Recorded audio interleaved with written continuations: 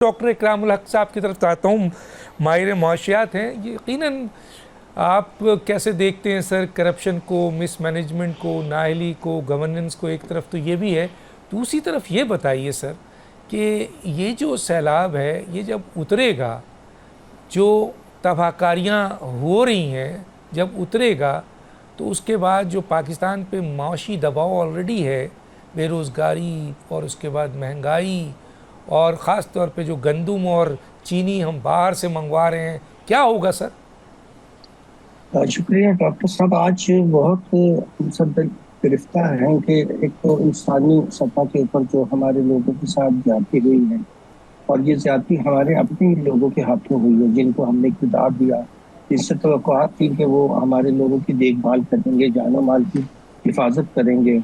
फितरत के अंदर जो तब्दीलियाँ नेचर में हुई हैं वो तो जाहिर है उसमें इंसान उनसे निपटने के लिए कोशिश करता है, मगर जब अपने इंसान खुद ही अपने दुश्मन हो जाएं, वो ही आपको डुबोना चाहें, तो मैंने लिखा कि ये हमें सैलाबों ने नहीं डुबोया, हमें हमारे हुक्मरानों ने डुबोया है, उनकी नाअहली ने डुबोया है। और इसके ऊपर अभी आपने सारी बात भी सुन ली, ऐसी चीजें जिसका हमें पहले से इल्म था कि ये होने वाली हैं। और आप इस बात को भी नजरअंदाज ना करें कि हमने पहली दफा IMF से क्लाइमेट रेजिलियंस प्रोग्राम भी लिया है, यानी कि उसके अंदर $20 बिलियन की कमिटमेंट हुई। मगर हालत हमारी ये है कि जैसे हम बड़े बड़ी रकमें लेकर आज तक इस्लाहात नहीं कर सके, FBR उसमें सरे फहरिस्त है जिस अदारे को सबसे ज्यादा रिफॉर्म्स के नाम पे ऊपर कर्जे मिले, उसी तरह की हरकतें हम यहाँ भी कर रहे हैं। 2010 की रिपोर्ट उठा के देखी है कि उस वक्त जब बहुत बड़ा पंजाब में ब्रीच हुआ तो एक रिपोर्ट तलब की गई, खुद ही मुतालबा किया गया जुडिशरी से कि एक इंडिपेंडेंट कमीशन बनाए और इन वजूहात को वाजे करें।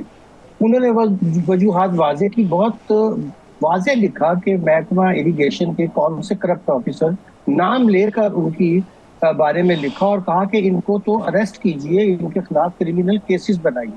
वो रिपोर्ट कहाँ है आज? ना पब्लिक की गई, और जो उन्होंने 2010 की रिपोर्ट का मुतालबा किया था वो आज उसी जगह पे इक़्तिदार में भी है, बल्कि उससे ऊपर वाली सतह के इक़्तिदार पर भी है।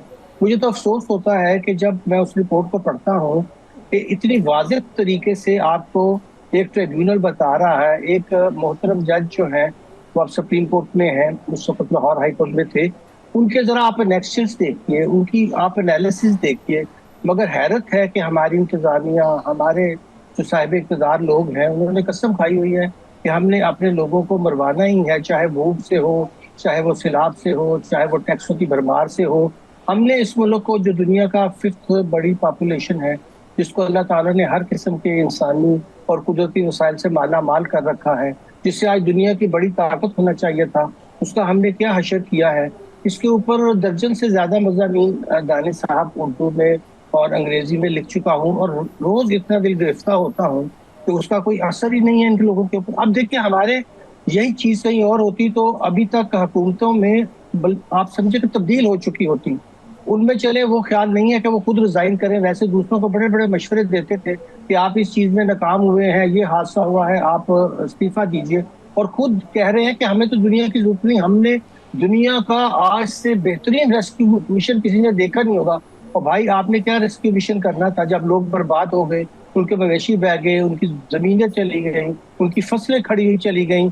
आपने तो आज तक कभी कोई इंस्टीट्यूशनल ऐसा इंतजाम ही नहीं किया कि हम क्रॉप्स की इंश्योरेंस जो है, इंश्योरेंस आपको पता है कि कौमी सब्जेक्ट है, ये नेशनल सब्जेक्ट है, इसमें तो सूबों को वो इल्जाम नहीं दे सकेंगे। अर्बन प्लानिंग हमारी दुनिया में नाइटमेयर है।